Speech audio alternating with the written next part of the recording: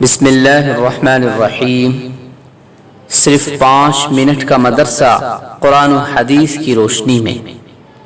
1 محرم الحرام۔ نمبر 1 اسلامی تاریخ۔ اللہ تعالیٰ نے قلم کو پیدا کیا۔ اللہ تعالیٰ ہمیشہ سے ہے اور ہمیشہ رہے گا۔ ہر چیز کو اللہ تعالیٰ ہی نے پیدا کیا اور ایک دن اسی کے حکم سے ساری کائنات ختم ہو جائے گی۔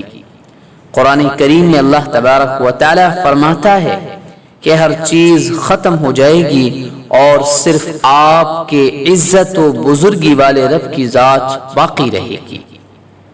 حضرت عبادہ بن صامت رضی اللہ عنہ بیان کرتے ہیں کہ رسول اللہ صلی اللہ علیہ وسلم نے فرمایا، اس دنیا کی تمام چیزوں میں سب سے پہلے اللہ تعالیٰ نے قلم کو پیدا فرمایا اور اسے لکھنے کا حکم دیا تو اس نے عرض کیا، اے میرے رب میں کیا لکھوں؟ اللہ تعالیٰ نے اسے قیامت تک کی پوری کائنات کی تقدیر لکھنے کا حکم دیا۔ پھر اس نے اس وقت سے قیامت تک ہونے والی تمام چیزوں کو لکھ دیا۔ ایک دوسری حدیث میں رسول اللہ صلی اللہ علیہ وسلم نے فرمایا، اللہ تعالیٰ نے مخلوق کی تقدیر کو زمین و آسمان کی پیدائش سے 50,000 سال پہلے لکھا ہے۔ اس وقت سے قیامت تک دنیا میں جو کچھ ہوتا ہے یا ہوگا، قلم ان چیزوں کو بحکم خداوندی پہلے ہی لکھ چکا ہے۔ نمبر 2 اللہ تعالیٰ کی قدرت۔ آسمان۔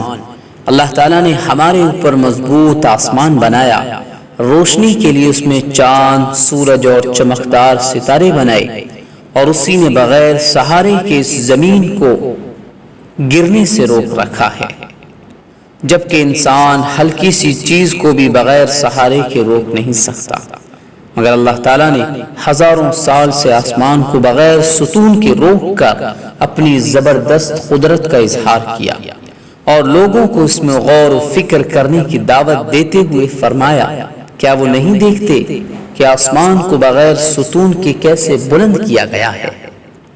نمبر 3 ایک فرض کے بارے میں چند باتوں پر ایمان لانا۔ رسول اللہ صلی اللہ علیہ وسلم نے فرمایا، جب تک کوئی بندہ ان 4 باتوں پر ایمان نہ لائے وہ مومن نہیں ہو سکتا۔ نمبر 1 اس بات کی گواہی دے کہ اللہ کے علاوہ کوئی عبادت کے لائق نہیں۔ نمبر 2 اس کی بھی گواہی دے کہ میں اللہ کا رسول ہوں، اس نے مجھے حق کے ساتھ بھیجا ہے۔ نمبر 3 مرنے اور پھر دوبارہ زندہ ہونے کا یقین رکھے۔ نمبر 4 تقدیر پر ایمان لائے۔ نمبر 4 ایک سنت کے بارے میں سنت پر عمل کرنا۔ رسول اللہ صلی اللہ علیہ وسلم نے فرمایا، جس نے میری سنت سے محبت کی یعنی اس پر عمل کیا تو اس نے مجھ سے محبت کی، اور جس نے مجھ سے محبت کی وہ جنت میں میرے ساتھ ہوگا۔ نمبر 5 ایک اہم عمل کی فضیلت۔ صبح کے وقت دعا پڑھنا۔ رسول اللہ صلی اللہ علیہ وسلم نے فرمایا، جو شخص صبح کے وقت یہ پڑھے گا شام تک وہ شیطان سے محفوظ رہے گا۔ اعوذ باللہ السمیع العلیم من الشیطان الرجیم۔ ترجمہ، میں شیطان الرجیم سے اللہ تعالیٰ کی پناہ چاہتا ہوں جو سننے والا اور جاننے والا ہے۔ نمبر 6 ایک گناہ کے بارے میں پڑوسی کو ستانا۔ رسول اللہ صلی اللہ علیہ وسلم نے فرمایا، وہ آدمی جنت میں داخل نہ ہو سکے گا جس کے ظلم و ستم سے اس کے پڑوسی محفوظ نہ ہو۔ نمبر 7 دنیا کے بارے میں حلال اور حرام کو سمجھو۔